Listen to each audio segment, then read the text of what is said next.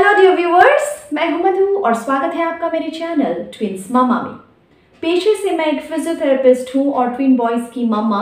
तो मेरे clinical experience और मेरे बच्चों को बड़े करने का जो मेरा अनुभव रहा है, उसके बेसिस पे मैं pregnancy, parenting, twin moments, fitness for mom जैसे टॉपिक्स पे इस चैनल में बातें करती हूँ।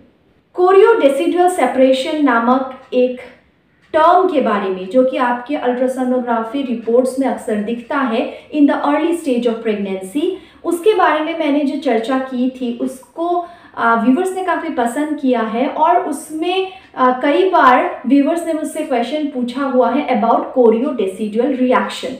तो मैंने सोचा इंडिविजुअल उन क्वेश्चंस का जवाब देने से अच्छा है मैं एक वीडियो बना दूं ताकि ब्रॉडर ऑडियंस को भी इसके बारे में पता चले। कोरियोडेसिडुअल सेपरेशन वाले वीडियो में मैंने आपसे एमनियन, कोरियन, डेसिडुआ जैसे टर्मिनोलॉजीज को बिल्कुल सिंप्लीफाई करके समझाया हुआ है। तो आप उस वीडियो को एक बार ज़रूर देखें और उससे आपको एक बेसिस मिल जाएगा इस वीडियो को समझने के लिए। अगर आप समझना चाहते हैं कि कोरियोडेसिडुअल रिएक्शन क्या है, तो उसके लिए पहले आपको समझना होगा कि first week of human baby development, उसमें एम्ब्रायनिक स्टेज में क्या होता है। जैसे ही एक स्पर्म एक ओवा से मिलता है, फर्टिलाइजेशन होता है।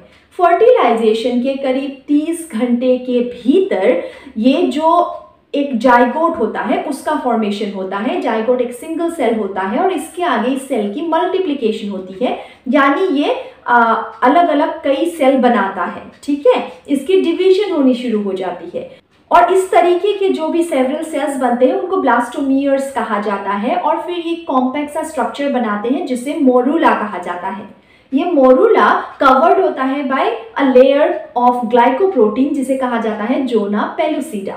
अब ह्यूमन फीमेल रिप्रोडक्टिव सिस्टम को अगर आप देखिए तो यहाँ पे मान लीजिए हो गया फर्टिलाइजेशन, इसके आगे यहाँ यूटरस के एंट्री में यहाँ तक पहुँचते पहुँचते ये मोरूला बन चुका होता है। और जैसे यूट्राइन कैविटी में ये पहुँचता है, वहाँ जाकर इस मोरूला की जो कवरिंग है जोना पेलुसिडा, ये क्या होता है डिसइंटीग्रेट या डिसअपियर हो जाता है और यहाँ पे अब इसे कहा जाता है ब्लास्टोसिस्ट।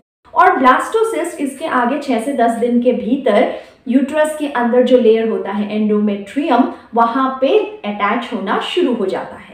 और जिस जगह पे ये ब्लास्टोसिस्ट एंडोमेट्रियम के डेसिडुआ से अटैच होता है वहीं पे दिखता है कोरियोडेसिडुअल रिएक्शन। डेसिडुअल रिएक्शन एक प्रक्रिया होती है जिसमें जब एक महिला गर्भधारण करती है तो उनके शरीर में प्रोजेस्टेरॉन हार्मोन की वजह से इस इम्प्लांटेशन के दौरान एंडोमेट्रियल लेयर में जो भी चेंजेस आते हैं, ठीक है, उसी प्रक्रिया को कहा जाता है डेसिडुअल रिएक्शन। और ये चेंजेस क्या होते हैं कि एक थिकनिंग हो जाती है, एक डिफ्रेंशिएशन होता है एंडोमेट्रियम में और जेस्टेशन सैक के अराउंड डेसिडुआ का फॉर्मेशन होता है। और अक्सर प्रेगनेंसी के एविडेंस के रूप में इनिशियल स्टेज ऑफ प्रेगनेंसी में ये सारे चेंजेस दिखते हैं अल्ट्रासोनोग्राफी रिपोर्ट में।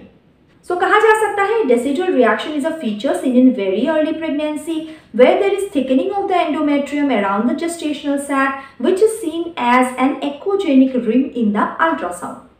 तो अगर ये डेसिडुअल रिएक्शन काफ़ी पतला रहा, लेस देन 2 मिलीमीटर, सो ये इस बात को दर्शाता है कि शायद ये एक एंड एम्ब्रायोनिक प्रेगनेंसी है, मतलब वायबल प्रेगनेंसी नहीं है। डेसिडुअल थिकनेस को कहा जा सकता है एक प्रेडिक्टर की तरह देखा जाता है कि प्रेगनेंसी का आउटकम आखिर कैसा रहेगा। सो लेस देन 2 मिलीमीटर हुआ तो आउटकम शायद अच्छा।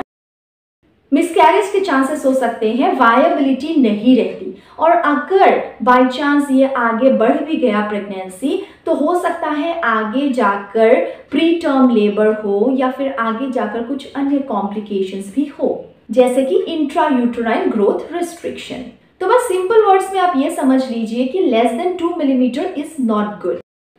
तो अगर आपके प्रेगनेंसी रिपोर्ट में ये दिखाया जा रहा है कि पोर या वीक कोरियोडेसिडुअल रिएक्शन है, तो फिर इसका मतलब ये है कि शायद प्रेगनेंसी वायबल नहीं है। इन केस अगर वायबल हो गई तो आगे जाकर शायद इंट्रा यूटेराइन ग्रोथ रिस्ट्रिक्शन हो बेबी का, या फिर शायद प्री टर्म लेबर भी हो। सो कॉम्प्लिकेशंस को दर्शाता है। ऐसे केस में डॉक्टर आपको सीरियल अल्ट्रासाउंड स्कैनिंग के लिए कह सकते हैं, मतलब रिपीटेड अल्ट्रासाउंड स्कैन्स, ताकि डॉक्टर इस बात का पता लगा सके कि सब कुछ सही है या नहीं। ठीक है, so this is all about choriodecidual reaction. उम्मीद करती हूँ आपके सवालों के जवाब आपको मिल गए होंगे। Just remember, less than 2 millimetre might be a non viable pregnancy. बेहतर जानने के लिए आप अपने ओबीजी एक्सपर्ट से बात कर सकते हैं। मैं गायनेकोलॉजिस्ट या ऑब्स्टेट्रिशियन नहीं हूँ, मैं एक फिजियोथेरेपिस्ट हूँ, लेकिन क्योंकि मैं प्रीनेटल और पोस्टनेटल एक्सरसाइज प्रिस्क्रिप्शन करती हूँ, कुछ आइडिया मुझे इन विषयों में है। जितना मुझे पता था उतना मैं आप तक पहुँचाने की कोशिश कर रही हूँ। Thank you so much, see you again. Till then मेरे चैनल के बाकी प्लेलिस्ट को भी चेक कीजिए। अच्छा लगे कंटेंट तो चैनल को सब्सक्राइब कर लीजिए, नोटिफिकेशन बेल को हिट कर दीजिए ताकि आने वाले वीडियो के बारे में आपको पता चलता रहे। Thank you so much, see you soon.